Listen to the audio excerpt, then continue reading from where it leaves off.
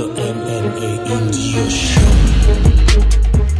Hello and welcome back to the MMA India Show. Today we would like to welcome Sensei Suresh Gopi. Welcome back to the show. So good to have you. And you have a long list of credits, you know, and of course you're a man who prefers to stay behind the scenes. So we don't know, well, the Indian MMA community doesn't know as much as they should about you. So, of course, you are the president of MMA India, our namesake. So, great. You've got a good sense of names. And, of course, Secretary General WAMA Asia Division, which is now integrated into IMMAF. It's merged, amalgamated. It's merged. And you're also a Director General Asia for the International Sambo Federation and President South Asia Jiu-Jitsu Asian Union. Did I get that right? Correct. Great. Now, first of all, to get some things cleared about you know, what and who MMA India is and their affiliation to IMMAF and how that came about. So could you just put down the facts of that? As far as we know, MMA India was affiliated to WAMA. MMA India was registered as a society in 2015. 15, okay. Sorry, in 2015, and we function to date as the sole affiliate in India of the World MMA Association, that is WAMA. Okay. Which is headquartered in Europe, in Russia? No, it's not headquartered in Russia. Okay, it's headquartered in Europe with the administrative office in Russia. Okay, in St. Petersburg. Yeah. And President Vadim Finkelstein, who is also the owner of M1 Fight Promotion, which is the largest fight promotion in Russia. Okay. In 2.5 years ago, I was one of the members instrumental for discussing a possible merger between WAMA and IMMAF. IMMAF being the International Mixed Martial Arts Federation, which is headquartered in the UK. And with Mr. Kenneth with Kenneth Brown as our president, as the president, and Denzine White as the CEO. Okay. So here we have two of the largest mixed martial arts federations in the world, two of the most legit martial arts federations in the world with statutes in conformance with the International Olympic Committee and pursuing recognition from WADA, okay, World Anti-Doping Agency. Yeah. The reason for the merger, which actually took place last year and will be in completion in November this year, was to amalgamate and consolidate resources. Okay, two of the largest mixed martial arts federations come together with one common goal. Okay, secure recognition as an international sporting authority, consolidate their strengths in national federations. Right now, we have almost 90 members across the world. Okay, real members who adopt the IMMAF constitution as their own and swear to abide by it and follow the rules and regulations of the international for IMMAF. India being one of them. In India, we existed as the WAMA member since 2015, as I told you. And we have been participating in every international event, Asian Championship with our athletes, and we're coming back with laurels even better than we have done before. And last year in November, during the time just immediately after the disaffiliation of All India Mixed Martial Arts as a member of IMF, under the merger agreement, we became the sole legitimate authority to represent mixed martial arts under the International Federation here. Okay, amateur mixed martial arts. Amateur mixed martial arts. Okay. Let me get this clear. We are promoting amateur mixed martial arts. Okay. Yeah. And our goal is to be recognized by international sports associations, organizations such as starting with the National Olympic Committees, the Olympic Council of Asia, and of course the International Olympic Committee ultimately. Yeah. This will take its own due course. Yeah. Okay. We have to go step by step on in this procedure. And I'm sure you're aware that after our amalgamation, we had made application to be an observer member of GAIFS. GAIFS is the Global Association of International Sports Federation, which is the stepping stone to being a recognized IOC member. The reason we were denied at that time, or the application was not considered right now, which was right recently, now, yeah, just recently, yes. A month ago. A month or two, yes. So this is because, okay, there are objections from other existing GAIFS members on how they perceive MMA.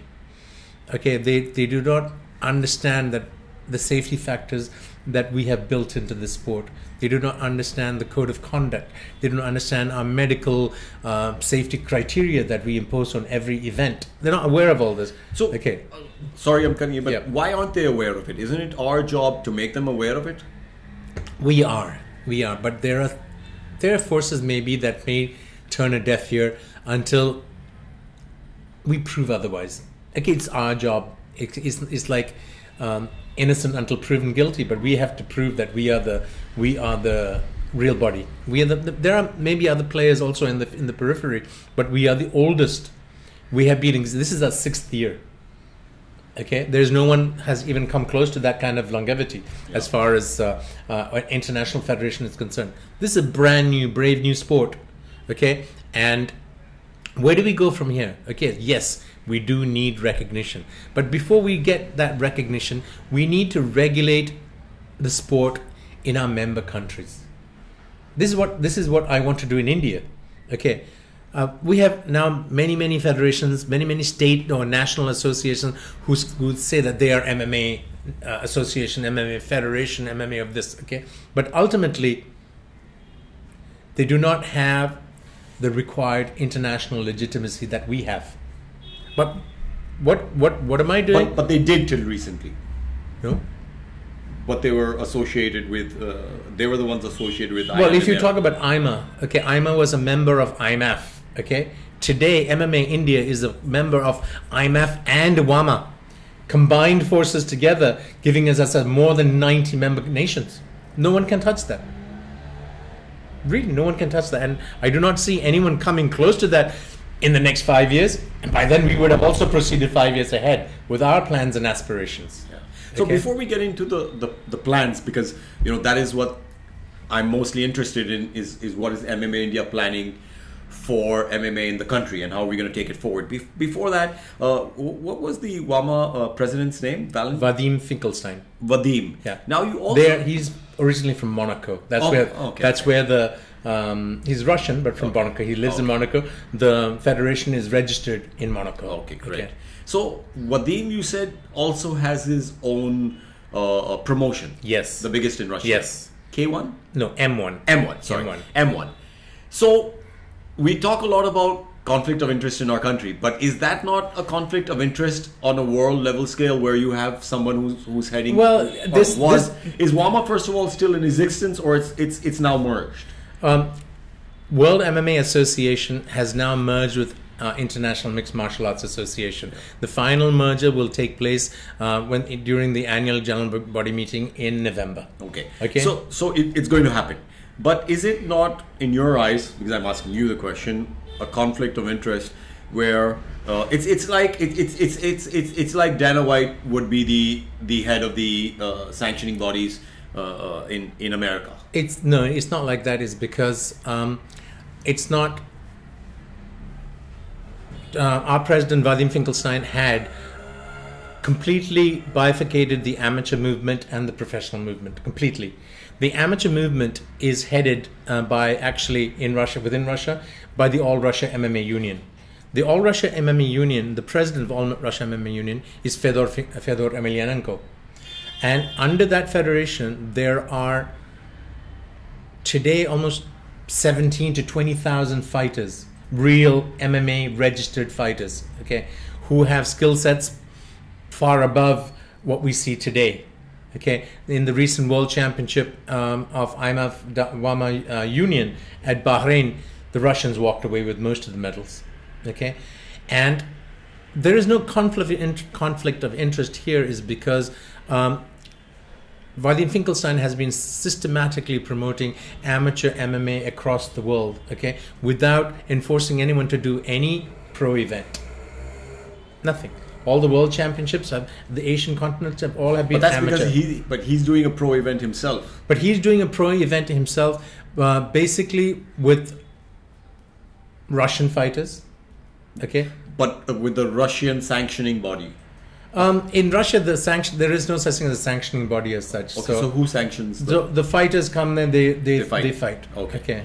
Okay. Because it's not like in the US where we have a sanctioning authority as such. Okay. So M1 has carded fighters who fight according to their regulations. That's all. Okay. So, just so I'm understanding it, since I brought the question up. No, yeah, it's good. It's a good question. Don't come after me. I know how you Russian guys are. 1 minute. I'm just asking the questions. Just make a call. Yeah, I'm just asking the questions. So, I mean, basically, he's in charge of the world body, and he's got his own. No, this is no more. No more. No more. But it was up till recently. This is also one of the. We also said there may be a clash of interests, okay, a conflict of interest. This is why also one of the reasons why we merged. Okay. So such questions would not be asked. Okay. Yeah. Today. So, but does he have a place in the merged body now? This will be decided in November. Okay. Okay. But the president will remain as Kerith. Yeah. CEO will remain as Denzine. Okay. He will be inducted on the board, of course, as a board member. Okay. But again, it's not as president of M1. Okay. It is as the founder of WAMA. Absolutely, but he's the same guy. No, but again, we have, we'll tell you, okay. We have UFC, who is also supporting IMA. Of course, it has been for quite a few years. In fact, there's even an ongoing grant to develop this thing and all that. So you can even say, is there a conflict of interest? Because UFC is a major fight promoter, and it's all professional. But at the end of it, we have to draw a balance, because this is a sport, okay, it's a new sport, okay, where ultimately we have to provide for the athletes. This is an IOC regulation that we must promote athletes so that at the end of the year or at this thing, where they stop being an amateur, they have a vocational opportunity. Where do they get that from? Only MMA provides that. Yeah. Only MMA provides that. We have seen in India, we were discussing lunch today and saying that we have champions who, after they reach their peak, what did they become? Chaiwalas. Yeah. It's been reported in the newspapers. Yeah, of course, a lot of athletes. Yeah. So this will not happen in MMA, because in MMA we give them a stepping stone to glory. Yeah. So coming now to the plans that MMA India has for the country to promote amateur events and amateur fights, and of course taking and selecting MMA fighters from the country for the IMAF certified events, which happen internationally also, correct? Correct. So what's the, let's say, the 1 year plan, and then the 2, 3, 5 year plan after that? See, taking the leadership role for MMA India, for me it's not about control. It's all about regulation. Yeah. I want to regulate the sport, or I will regulate the sport as we have a vision. With us now, we have committed members on our board. Okay, even drawn from the former IMA forces, IMA regime. Okay, who have come and they said, okay, we also want to have a change. We want to have work from a new clean sheet. Okay, and I welcome them all. We welcome all factions to come here. Yes, we sit down together and say, hey, look, this is what we want to do. We want to have transparency, and we want to take care of the interests of the athletes. What you're saying, is it not one of the most important things to do in the country, is bring everybody together, like you're saying that you're doing? Yep. That's one of the biggest steps. This is the primary directive. Yeah. Okay. This is why immediately after the dissolution of IMA, okay, everyone. IMA is not dissolved as far as disaffiliation is disaffiliation. What I meant. They're not dissolved. Dissolved, yeah. They're functional. Yeah. They're doing what they can. We have no axe to grind against them. Yeah. Okay. In fact, it was the opposite. Several years ago, when I became the WAMA member, I had actually approached the IMA people. Hey, let's merge. Let's work together. We have two federations working under us. It can only be beneficial in India. At that time, there were only two of us. Now there are 3 or 4 other small federations coming up with just recently, within the past 1 year. Yeah. We have also called out to them and said, guys, okay, if you want to exist as independent feds, it's fine by us. Yeah. Your athletes are free to come and fight with us. Because isn't that the biggest drawback is that the fighters suffer because, from what I've heard, there are, certain sanctioning bodies which stop fighters from going and fighting in promotions which are sanctioned by other bodies. So the fighters can only, and if they go, then they're not given fights in their own sanctioning bodies.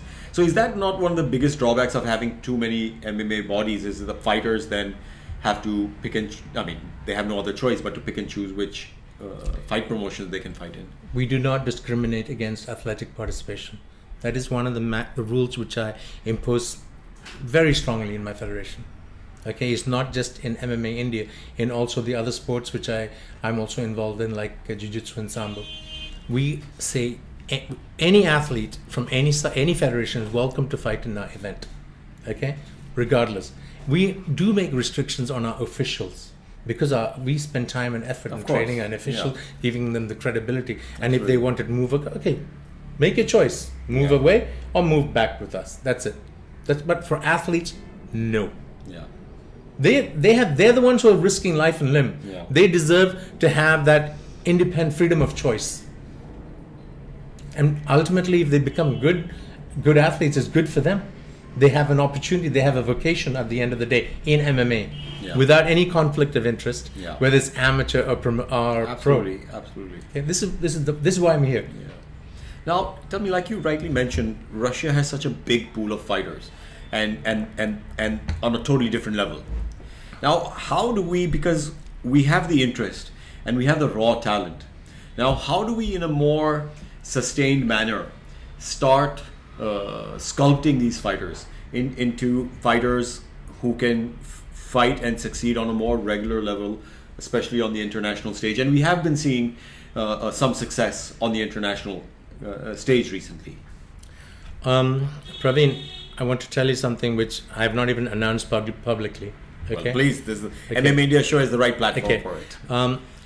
We have entered into a memorandum of understanding with the All Russia MMA Union, okay, wherein most probably in July this year, we will have a good team of Russian athletes, Russian coaches coming into India and conducting a joint seminar, joint event with us. A seminar will be there for training our athletes from the grassroots at various levels. We're bringing in athletes from Russia who are also wannabe newbies, newcomers. Plus those who have reached certain standards, coaches also. Okay, I have a PowerPoint presentation. I'll send it to you so that you know. Yeah. Okay, and this is so that our athletes, Indian athletes, have an opportunity for the first time to train with these people rather than going abroad and getting beaten. Yeah. Okay, to learn where there's deficiencies are. These people are working with me in friendship and brotherhood. Okay, this is the kind of relationship which we have developed over the years, over decades actually. Yeah. Okay, and I want to capitalize on this and bring this to India so that we have some benefit, because we're going to be training with the best of the best. Now, tell me, how important do you think it is also for the same development of athletes to have like a destination training center in our country where athletes can come together and train, like you have in Phuket? You have 2-3 places where people go and train, and they look forward to it. It's like I said, if there was a training center outside of Goa or something where every athlete could go and the weather is great, the environment is great, and everybody is able to come together and train. And of course there's regular members of the public also who could come and use those facilities, but especially for the athletes, everybody has one point where they can come and share their knowledge and train as well. This is a vision. This is the ultimate goal, to have a center of excellence in India for MMA. Okay, MMA is the defining sport for so many martial arts. Okay, starting from wrestling, boxing, okay, karate, Muay Thai, Jiu-Jitsu, Sambo, okay, Aikido. All these people. This is why it's called mixed martial arts. Okay, but here no one is having a syllabus of training. No one is having a regulated way of certifying athletes or grading the athletes to certain levels, so that it's not black belts who are fighting with someone who just learned boxing and this thing, and they get hammered. That's not a sport. Yeah. That becomes a blood sport. Okay, this is not what we want. We are doing amateur. Okay, and we need to regulate it in that way. How for this? Yes, I do need a center of excellence. We have been talking with several industrial groups, including the promoters of K1 League, Toyam Group, whatever, and also that they're all proactive. But at the end of the day, okay, it has to be amateur. It has to be in the interest of my athletes, and it should be affordable. Okay, right now, because MMA is a new sport, there are many athletes are made to pay exorbitant amounts for training, and this is not what I want. I want, at the end of the day, what we had in Bahrain. People should be able to train because of their talent, not because whether they can afford it or not.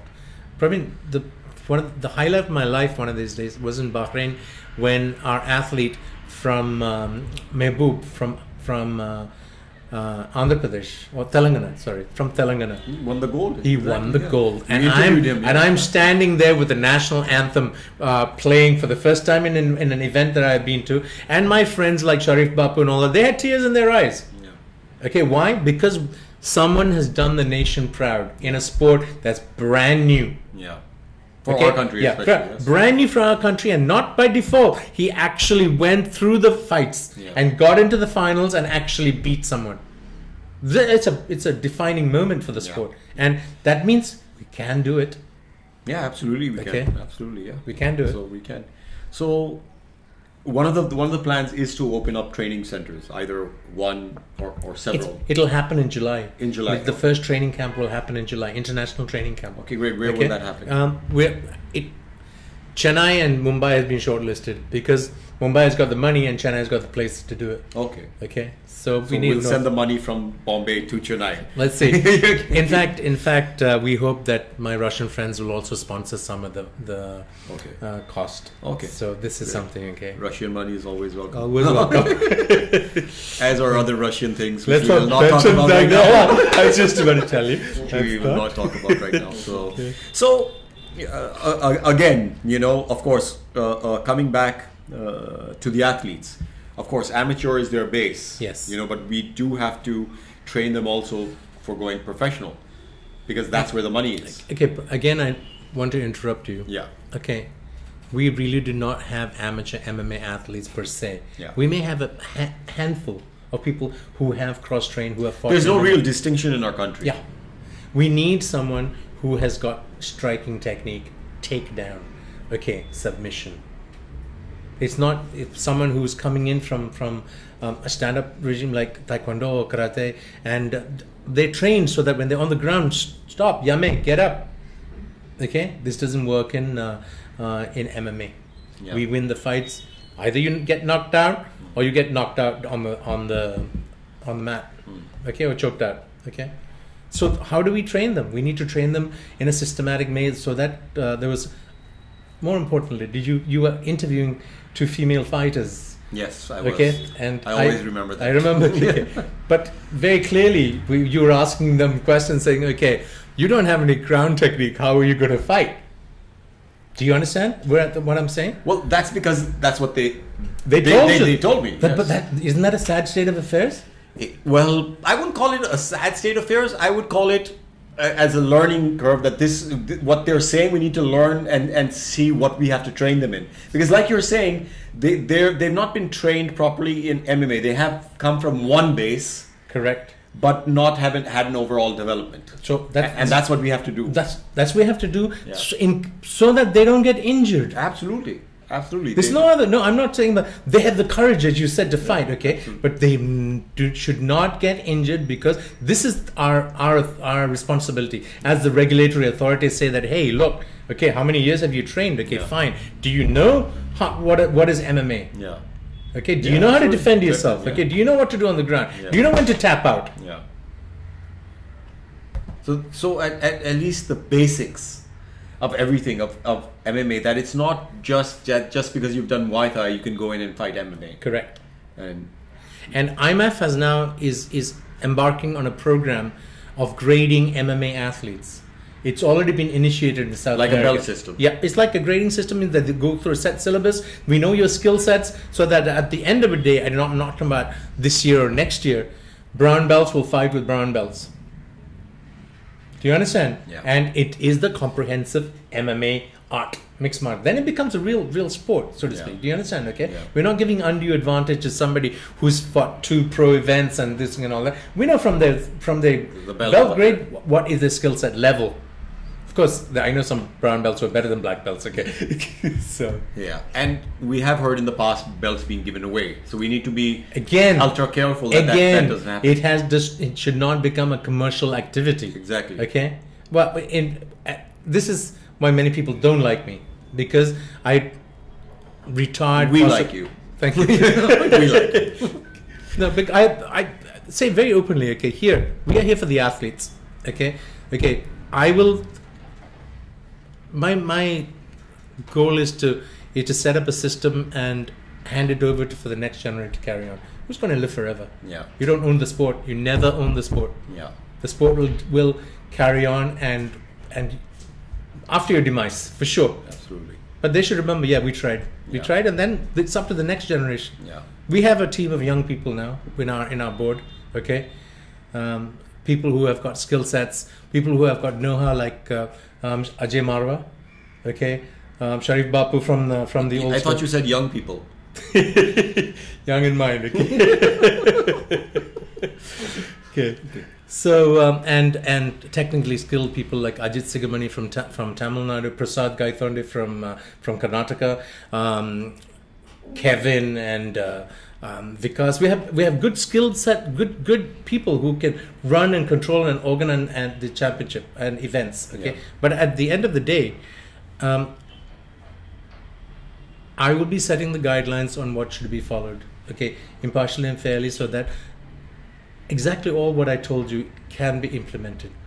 Okay, it's not about promoting the presidency or promoting the executive board. No, it's about promoting the sport. Yeah, exactly.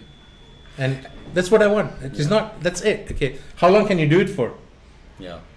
Now, when does MMA India officially start sanctioning fights? From this financial year. Once we are, as I told, we have invited everyone to come and join us. We will form our core working committee, legitimate, calling everybody for a general body meeting and said these are the people who will be heading the federation. Okay, and we will most probably do it for the first year on a 1-year basis that they will occupy, because the merger is still not been signed by WAMA and IMF. Okay, which will take place in November. Then we'll go on. Okay, I mean, the people who are with us are motivated and they want to make a change in what is MMA India, which is very good for me, good for what I want to do. Okay, it's everything is in symbiosis. Well, great. Well, Suresh, it's been an awesome talk. Is there anything that we missed out on that you'd like to mention? Yes, you never gave me a coffee. Oh, well, water is all we can offer right now. But it was lovely speaking to you. And, I want to end with what you just said is something about the sport. Yeah, exactly. The sport lives on. Yep. The sport always lives on, and we're all here for the sport and to promote the sport. And we're not always going to be here, but the sport is. And I think that is the most important thing that everybody has to. Every administrator should understand that. Absolutely. Okay. Absolutely. Every administrator in India, in every sport, should understand that they are not bigger than the sport. The sport is always bigger than everybody. So having said that, it's been lovely speaking to you, and we wish you all the best in your endeavors with MMA India, and we hope to keep speaking to you and keep learning about the plans and how they're being executed, and hopefully coming and seeing, you know, when the Russians come down to see some of the training as well. On my part, thank you, Parvin, for taking your time and actually showing interest in what we're doing. And we appreciate your support and your presence as we grow.